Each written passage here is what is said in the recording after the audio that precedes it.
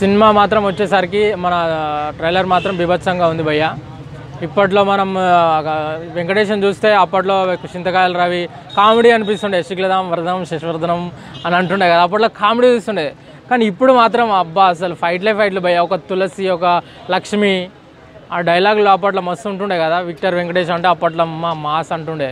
అలాంటిది ఇప్పుడు మళ్ళీ మంచి మాస్ ఇచ్చిండని చెప్పుకోవచ్చు. సైంధవ్ అంటే ఆ పేరులోనే ఉంది, ఒక బూస్ బంప్స్ ఉంది, మంచి ఒక కథ ఏర్పడుతుంది.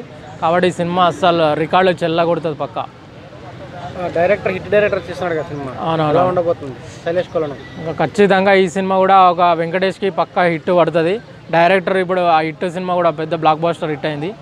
ఈ సినిమా కూడా వెంకటేష్ ఖాతాలో మంచి హిట్ అని చెప్పుకోవచ్చు.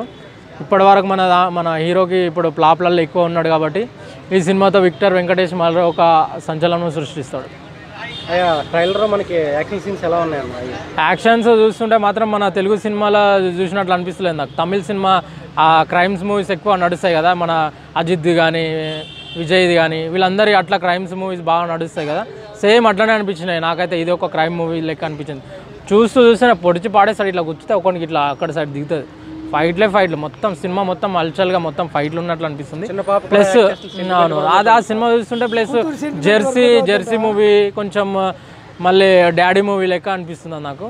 మంచి ఎమోషన్, ఎందుకంటే జెర్సీ మూవీకి నేషనల్ అవార్డు వచ్చింది. ఈ సినిమా కూడా పక్కా వస్తుంది.